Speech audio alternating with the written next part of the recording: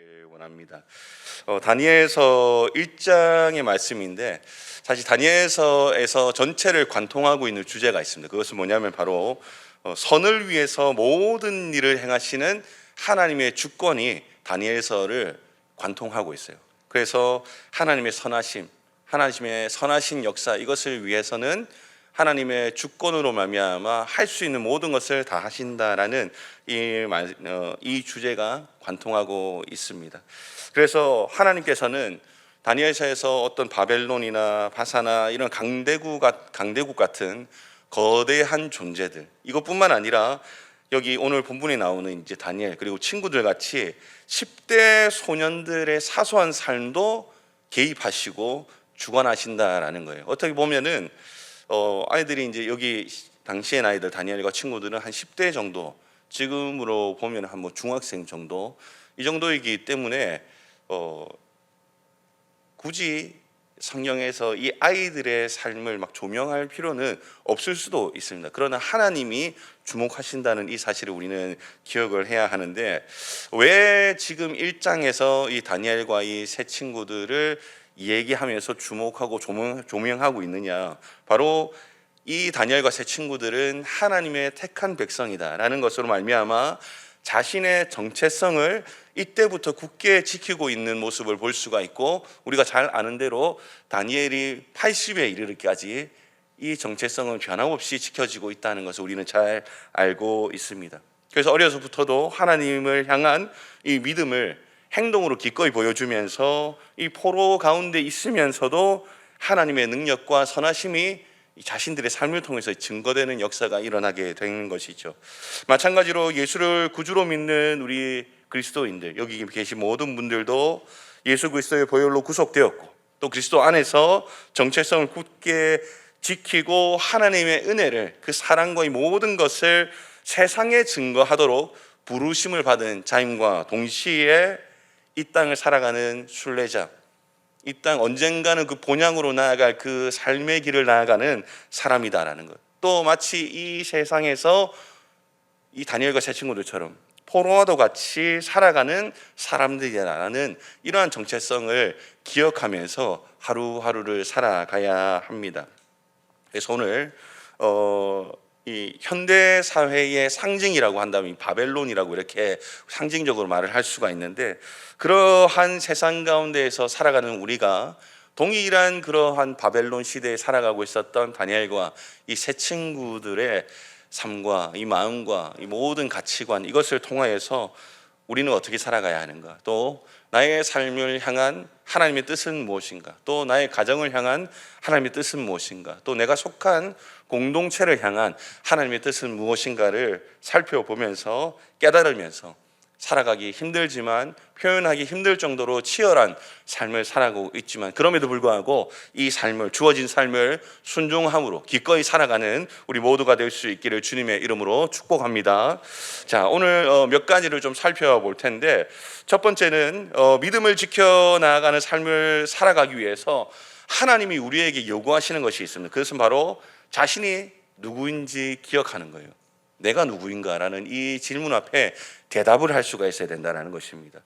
그래서 1절과 2절에 보면 이렇게 나오죠. 유다 왕 여호야김이 다스린 지 3년이 되는 해에 바벨론 왕 느부갓네살이 예루살렘에 이르러 성을 에워쌌더니 주께서 유다 왕 여호야김과 하나님의 전거릇 얼마를 그의 손에 넘기심에 그가 그것을 가지고 신할 땅 자기 신들의 신전에 가져다가 그 신들의 보물 창고에 두었다라고 시작을 하고 있습니다.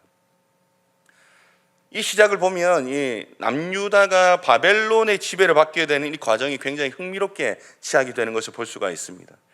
이 느부갓네살이 예루살렘에 이르러서 성을 에워쌌다라고 되어 있어요. 그런데 이것을 행하는 주어가 느부갓네살이 주도적으로 어떻게 한 것이 아니라 2절에 보면은 누가 등장을 하고 있습니까? 빨간색으로 주께서라고 나와 있어요. 주께서 느부갓네살에게 넘기셨다라고 이렇게 시작을 하고 있습니다. 우리가 아는 다니엘서의 주인공은 말 그대로 다니엘 그리고 세 친구들이라고 이렇게 생각을 할 수가 있겠지만, 이 성경에서 말하는 진짜 주인공은 그 다니엘과 세 친구들, 이 소년들이 아니라 자신이 약속한 것은 무조건 지키시는, 변함없이 신실하게 지키시는 은혜로우시며 전능하신 하나님이 이 다니엘서의 주인공이시다라고 명백하게 밝혀주고 있습니다.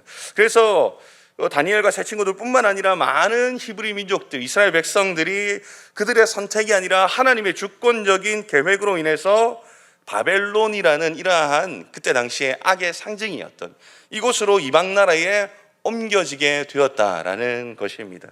그리고 특히 바벨론으로 옮겨지게 된 이 유대인들, 이 백성들은 3절에 보이는 대로 왕족과 귀족 몇 사람이 끌려가게 되는 것을 볼 수가 있습니다.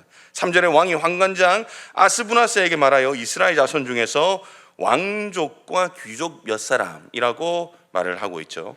이 사람들이 어떤 사람들입니까? 곧 흠이 없고 용모가 아름다우며 모든 지혜를 통찰하며 지식에 통달하며 학문에 익숙하여 왕궁에 설만한 소년을 데려오게 하였고 그들에게 갈대아 사람의 학문과 언어를 가르쳤다라고 말하고 있죠. 이렇게 왕족과 귀족 몇 사람이 이렇게 끌려가게 된, 그리고 그들이 선택해서 이렇게 선발하게 된 그런 이유는 무엇일까? 바로 남유다에서 가장 똑똑한 사람들을 빼앗아서 이 바벨론 제국을 위해서 철저하게 이용하기 위한 그 이유가 있습니다. 하지만 그럼에도 불구하고 우리는 이 과정 가운데에서 하나님의 일하심이 여전히 존재하고 있고 역사하고 있다는 것을 기억하면서 이 말씀을 봐야 합니다. 그리고 느부갓네살은 이들이 믿고 있는 하나님, 이 하나님도 신앙의 정체성을 없애기 위해서 이 이름을 개명을 해버리죠. 우리가 잘 아는 대로 환관장이 그들의 이름을 고쳐 다니엘은 벨드사살이라 하고 하나냐는 사드락이라 하고 미사엘은 메삭이라 하고 아사랴는 아벳느고라 하였더라라고 이렇게 이름을 개명한 것을 말해주고 있습니다.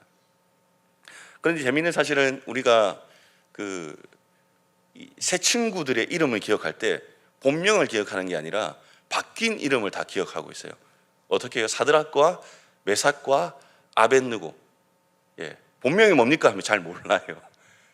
다 개명된 이름을 알고 있는데 여기서 보면은 이름의 의미, 원래 의미와 바뀐 의미가 뭔지를 좀 봐야 하는데 다니엘은 하나님은 나의 재판관이시다라는 이런 뜻을 가지고 있어요. 그런데 벨드사살은 벨의 왕이여 은총을 베푸셔서, 즉 이 이방 왕을 찬양하는 그런 이름을 가지게 된 것이죠. 그리고 하나냐, 여호와는 자비하시다라는 이런 의미를 가지고 있는데 사드락은 무슨 뜻입니까? 바벨론 달의 신이에요. 이 아쿠라는 달의 신인데 이 아쿠의 명령을 받는 자라는 이런 의미를 가지고 있고요. 그 다음에 미사엘이 있어요. 미사엘은 하나님과 같은 이가 누구인가라는 이런 의미를 가지고 있는데 메삭은 어떤 의미입니까? 바벨론 달의 신 아쿠와 같은가. 오히려 이 달의 신을 높이는 이름을 가지고 있는 것을 볼 수가 있습니다. 그리고 아사랴는 여호와는 나의 도움이시다. 너무 좋은 이름이죠. 그런데 아벳느고, 지혜의 신 누구의 종이다 라고 이렇게 이름을 명명해 버립니다.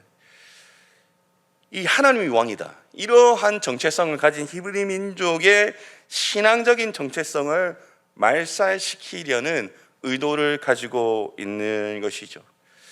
그래서 이렇게 히브리식 이름들이 바벨론식 이름으로 바뀌었다는 것은 마치 우리의 이름이 그리스도인 하나님의 자녀여서 좀 비하기 심할 수도 있겠지만 신천지 이만희의 자녀로 바뀐 것과도 볼 수가 있습니다. 누군가가 이제 뭐 신천지로 빠지게 됐다거나 혹시 여기 신천지가 있을지 모르겠는데 축복합니다. 신천지 이만희의 자녀가 된 것을 축복합니다. 이게 축복이 되지 않습니다.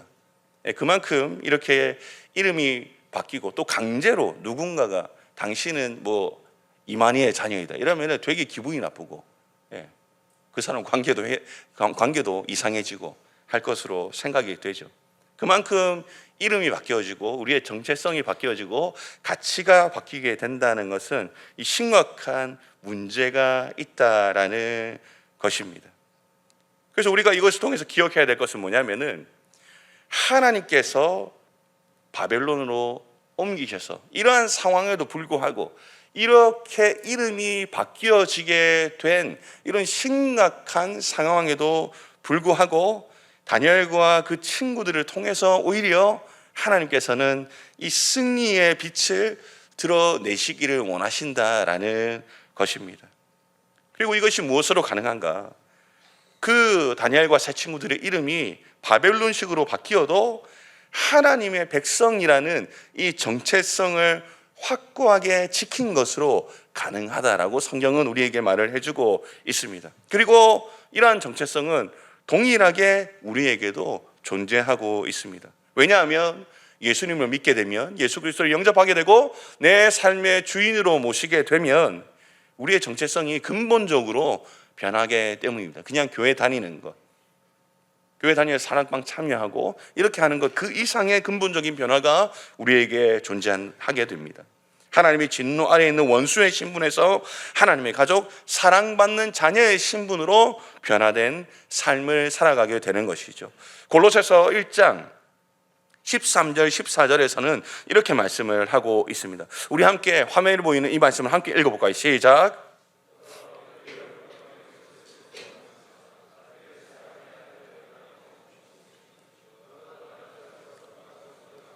죄사함을 얻었도다. 아멘. 자, 그리고 이어서 고린도후서 5장 17절입니다. 시작. 그런즉 누구든지 그리스도 안에 있으면 새로운 피조물이라. 이전 것은 지나갔으니 보라 새 것이 되었도다. 아멘이십니까? 우리는 이렇게 새 것이 된 존재예요. 내 힘으로 할 수 없었던 나의 존재 가치가 오히려 바뀌어서 새로운 정체성을 가지고 예수 그리스도로 말미암아 살아가는 삶을 지금 이 시간 살아가고 있다는 것이죠. 그래서 우리는 이 예수 안에 있을 때에는 다른 사람, 다른 존재를 닮는 것이 아니라 예수 그리스도를 닮아서 성장하게 된다고 우리는 그렇게 또 잘 알 수가 있습니다. 우리는 다니엘과 마찬가지로, 친구들과 마찬가지로 바벨론과 같은 이 세상 가운데서 살아가고 있습니다. 이 겉모습은 다른 사람과 봤을 때 비슷해요. 똑같아요. 이 겉모습만 보면은 다른 사람들이 나를 봤을 때 예수 믿는 사람인지 아닌지 분간하기가 힘듭니다. 물론 여기 이제 동부 근처에서 정장 입고 돌아다니는 사람들은 이 사람들 알아봅니다. 저 사람이 목사구나라는 것을 알아보긴 하는데, 여기 계신 분들은 잘 알아보기 힘들어요. 그냥 이 동네 사람이다라고 생각을 하지, 그렇게 예수 믿는 사람이다라고 이제 겉모습만으로는 판단을 할 수가 없습니다. 그렇지만 우리는 하나님께서 우리에게 부여하신 이 정체성은 바로 하나님을 증거하는 삶으로, 그 증인으로 우리를 부르셨고 그렇게 살아가야 한다고 우리에게 명령을 하셨습니다. 다른 사람이 모른다고 해서, 다른 사람이 내가 예수 믿는지 모르고 그렇다고 한다고 해서 나의 정체성은 사라지는 것도 아니에요. 나의 정체성을 내가 억지로 바꿀 수 있는 것은 아니라는 것을 기억하면서 증인으로 나를 부르셨다는 것을 기억하면서 살아가야 하는데, 그것이 어떻게 가능한가? 바로 나를 둘러싸고 있는 이 삶의 환경들을 결코 만만하게 보지 않는 것이 중요합니다. 하나하나가 다. 이제 나중에 가면 월드컵이 열리는데, 월드컵에 진출한 나라들은 다 셉니다. 이길 수 있는 나라들이 잘 없어요. 치열하게 해야 겨우 1승을 할까 말까인데, 그만큼, 예를 들었지만 그만큼 우리의 삶에서도 이길 수 있는 것들이 쉽지 않습니다. 쉽지 않고 정말 각고의 노력과 각고의 의지를 가지고 살아가야 그것을 하나하나 넘어갈 수 있다는 것을 기억해야 하는 것이죠. 만만하게 보지 않고 이 사단마귀의 권세가 틈타지 않도록 늘 경계하면서 살아가는 것으로 말미암아 가능하다는 것입니다. 뭔지 아시죠? 이거 뭡니까? 유튜브. 우리의 좋은 선생님, 문제가 있을 때마다 열어보고, 요즘은 뭐 네이버, 구글로 검색 안 하죠, 맞죠? 바로 유튜브 찾아보고 영상 보고, 뭐 요리면 요리, 뭐 만드는 거 만드는 거 어떻게 하는, 다 여기에 들어가면은 다 있습니다. 많은 가르침이 있죠. 이 유튜브에서 발견할 수 있는 공통점이 뭔지 아십니까? 많은 채널들이 있고 채널 운영하는 사람들이 있는데, 그들도 이제 채널을 이제 운영하고 먹고 살기 위해서 무엇을 주장하냐면은 내 말이 맞다라고 주장하거든요. 서로 다른 얘기를 하고 있는데 내 말이 맞다라고 그렇게 주장을 하면서 이 사람들이 영상 올리고 하고 있습니다. 그러니까 이제 혼란스러울 때는 어떤 게 혼란스러우냐? 동일한 주제인데 다른 소리를 할 때, 동일한 주제인데 이 사람이 이 얘기를 하고 이 사람이 이 얘기를 하고, 그때는 이제 우리는 어떻게 되느냐면은 그냥 내 생각에 끌리는 대로, 이제 내가 이렇게 생각하는 것을 이제 근거를 얘기해 주는 사람들이 말하는 것에 이제 그 말이 맞는 것으로 생각하게 되는 거죠. 우리는 이런 유튜브나 이런 것들을 좀 도움받기 위해서 활용하는 것은 괜찮습니다. 도움받기 위해서 활용하는 괜찮은데 그런데 이것이 하나님께서 말씀하시는 이 말씀 이상의 가치를 형성하려고 할 때에는 경계해야 한다는 것이죠. 말씀보다 유튜브에서 말하는 것으로 내 삶이 이루어져 가고 있다면 이거는 정신을 차려야 하는 것이죠. 유튜브는 그냥 우리가 뭐 피할 수는 없지 않습니까? 유튜브 보지 마라 하면은 안 볼 사람 있습니까? 다 볼 수밖에 없어요. 그런데 경계하면서 보고 거기에서 말하는 것들도 선별하면서 잘 들어야 된다는 것이죠. 왜요? 가치 때문에 그렇습니다. 가치 때문에. 조금 고상하게 말하면 세계관이라고 말을 할 수가 있죠. 하나님께서는 우리에게 있어가지고 사랑하는 나의 자녀가 세상 가운데서 잘 살아가기 위해서 이 말씀 저 말씀 들리게 하시고 보이게 하시면서 이 삶을 바른 길로 인도하려고 그렇게 하나님께서는 성령으로 말미암아 우리에게 부단히 그렇게 애를 쓰고 있는데, 우리는 그렇게 그것을 신경 쓰지 않고 살아가면서 이 유튜브라는 이런 너무 좋은 것을 가지고 여기에 함몰되고 매진되어서 살아가게 된다면, 이 아까 전에 말했던 그리스도의 자녀, 예수의 자녀, 하나님의 자녀라는 이런 정체성을 가지고 살아갈 수가 없게 된다는 것이죠. 다른 예수 믿지 않는 사람들과 이야기하는 주제와 그것들이 별반 다를 것이 없어지게 된다라는 이 말입니다. 우리는 예수 그리스도의 제자, 하나님의 자녀라는 이 확고한 정체성으로 당당하게 살아가야 합니다. 그렇게 될 때 하나님께서 우리를 통하여서 복음의 빛을 당당하게 드러내시고 우리를 통하여서 하나님의 놀라우신 은혜가 드러나게 될 줄로 믿습니다. 그렇게 구별된 삶을 살아가는 우리 모두가 될 수 있기를 주님의 이름으로 축복합니다. 자, 그리고 또 함께 살펴볼 것은 이 믿음을 지켜나가는 삶을 살아가기 위해서 하나님께서 우리에게 요구하시는 것이 있는데, 바로 이 거룩함을 지키기 위해서 위험을 감수해야 한다라는 것입니다. 위험을 감수하는 것, 즉 위험을 감수한다는 것은 무슨 말입니까? 손해를 볼 줄 알아야 된다는 그 말인데 쉽지 않죠. 그래서 시편 1편 1절 2절에서는 이렇게 말합니다. 복 있는 사람은 악인들의 길을 따르지 아니하며 죄인들의 길에 서지 아니하며 오만한 자들의 자리에 앉지 아니하고 오직 여호와 율법을 즐거워하여 그의 율법을 주야로 묵상하는 자로다라고 말씀합니다. 위험을 감수하는 이 한 사람이 어떤 사람인가? 바로 악인의 꾀를 따르기를 거절하고 또 하나님의 율법을 따르기를 즐거워하는 이 사람을 드러내고 있습니다. 이와 같이 다니엘과 친구들도 자신의 신념이나 하나님을 향한 헌신을 포기하지 않기로 결단을 하고 결심을 하고 나아가고 있는데, 이 타협해라, 그냥 적당히 해라 라고 이렇게 협박하는 바벨론 앞에서 이 다니엘과 친구들은 어떻게 반응했는가? 8절에 보면은 유명한 말이 있죠. 다니엘은 뜻을 정하여 왕의 음식과 그가 마시는 포도주로 자기를 더럽히지 아니하리라 하고 자기를 더럽히지 아니하도록 환관장에게 구했다라고 말을 하고 있어요. 다니엘은 뜻을 정했다. 자신을 더럽히는 타협 가운데에서 절대 내가 거기에 순응하지 않겠다. 다니엘은 뜻을 정하여 나아가고 있는 것을 볼 수가 있습니다. 그래서 몸은 지금 비록 바벨론 땅에 있다고 하더라도 그 영혼과 신념과 정체성은 결코 집어삼키지 못했다는 것이죠. 이것에 대해서 찰스 스펄전 목사님은 이렇게 말합니다. 그들은 다니엘의 이름은 바꿀 수 있었을지 몰라도 그의 본성을 바꿀 수는 없었으며 그가 옳다고 믿는 것을 포기하게 할 수도 없었습니다. 다니엘은 포로였지만 바르고 기품 있는 영혼을 가졌습니다 라고 이렇게 말을 하고 있습니다. 이 왕의 명령, 느부갓네살이라는 이 왕의 명령을 듣지 않으면은 죽게 될 수도 있었습니다. 하지만 그럼에도 불구하고 이 거룩함을 지키기 위해서 목숨까지 내어놓고 그 위험을 감수하면서 지금 나아가고 있다는 것이죠. 그래서 포도주와 이 왕의 음식을 먹지 않을 수 있도록 환관장에게 구했는데 이 제안은 말도 안 되는 제안입니다. 왕의 명령을 거부하는 것이기 때문입니다.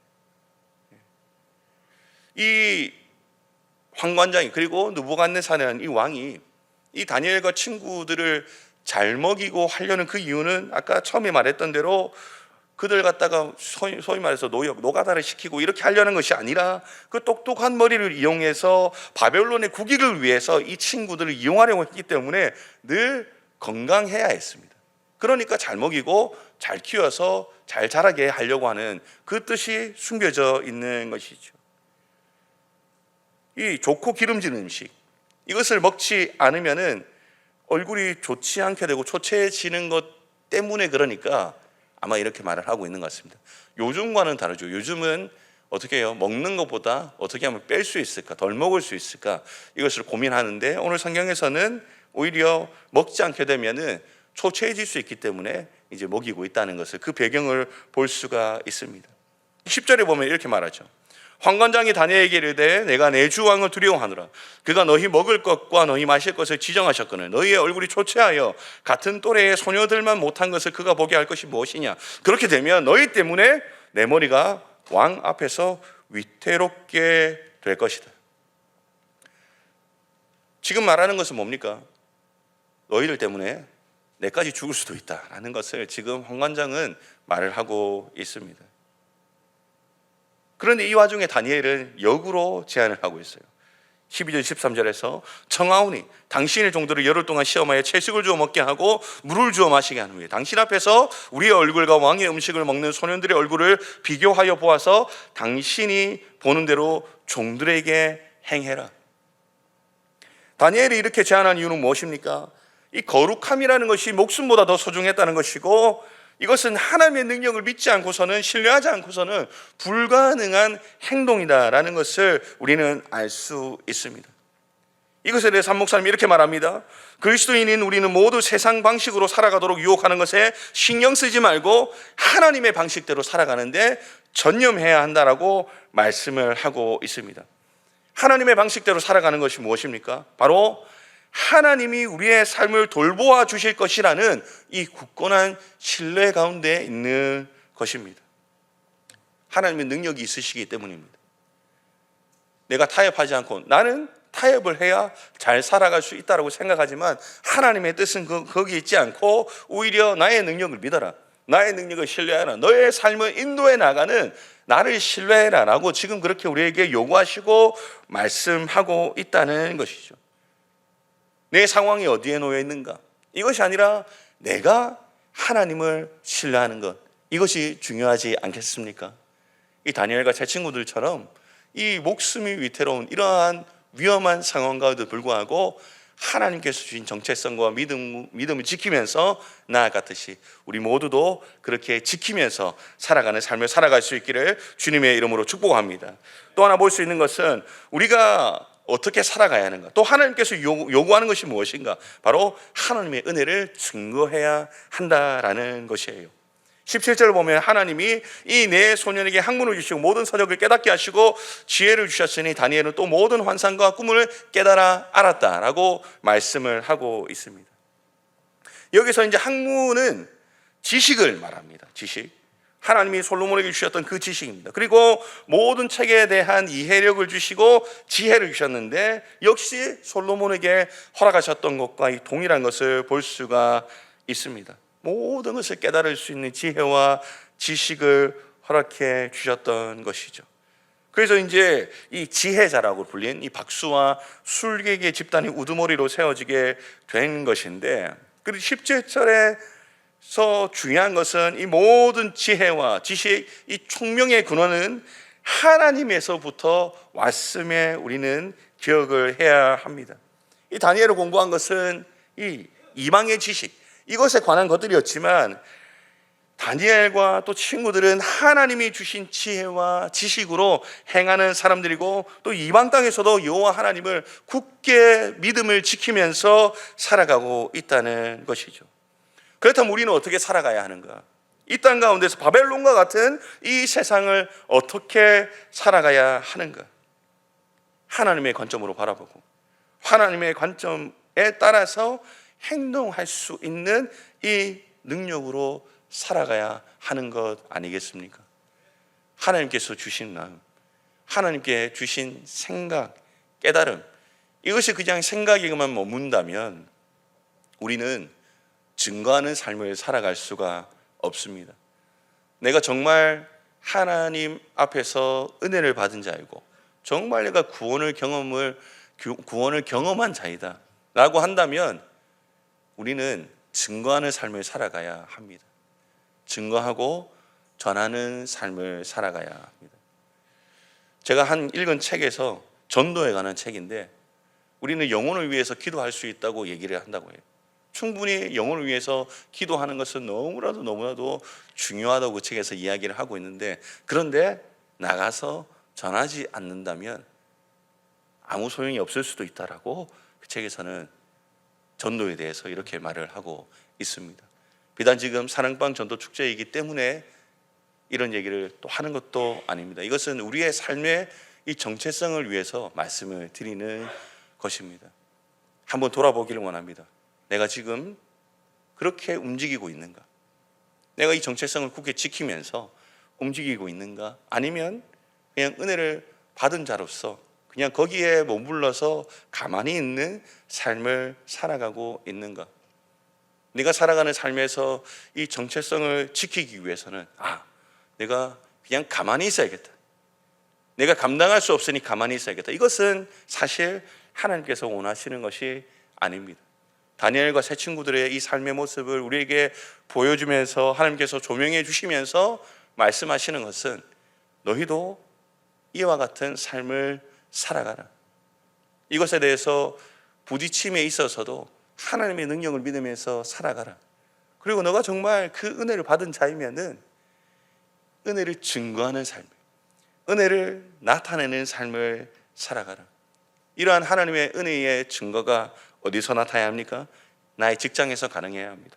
나의 관계에서 가능해야 합니다. 나의 가정에서 가능해야 합니다. 지금 내가 어디에 마음을 쏟고 있는가? 이것을 분명하게 바라보면서 나아가야 하는 것이죠. 그리고 우리는 이와 같은 삶을 살아갈 수가 있습니다. 왜요? 하나님께서 우리에게 힘과 능력을 주시기 때문입니다. 그래서 골로새서에서는 우리에게 이러한 기본 원칙을 말해주고 있습니다. 우리 함께 읽어볼까요? 시작. 무슨 일을 하든지 마음을 다하여 주께 하듯 하고 사람에게 하듯 하지 말라. 이는 기업의 상을 주께 받을 줄 아나니 너희는 주 그리스도를 섬기느니라. 아멘이십니까? 하나님의 관점을 가지고 무슨 일을 하든지 마음을 다하여서 주께 하듯이 하지 못한다면 이 바벨론과 같이 어지럽고 가만히 있어도 어지럽고 힘들고 우리의 가치를 흔드는 세상 가운데에서 맹목적으로 그냥 매일을 살아가게 된다면 우리의 생각과 가치관과 이 정체성은 온통 세상에 지배되고 말 것이기 때문입니다. 우리는 그렇게 살아갈 수가 없습니다. 우리는 그렇게 살아갈 수도 없고 그렇게 주님께서 부르시는 그날까지 여기에 휘청휘청거리면서 살아갈 수가 없습니다. 제가 이 말씀을 통해서 권면하고 함께 마음을 모으기를 원하는 것은 우리 모두가 이 세상 가운데에서 하나님의 이름을 드러내는 삶을 살기를 간절히 소망합니다. 그래서 나의 존재 자체로 말미암아 하나님이 드러나고 나의 존재 자체로 말미암아 하나님의 은혜가 드러나는 삶. 그래하여서 그럼에도 불구하고 하나님이 나를 사용하셔서 하나님의 은혜가 증거되고 나를 통하여서 복음이 증거되고 또 내가 그것을 위해서 이 정체성을 부단하게 지키면서 살아가는 삶, 이러한 삶을 살아갈 수 있기를 주님의 이름으로 축복합니다. 오늘 이 말씀 기억하시면서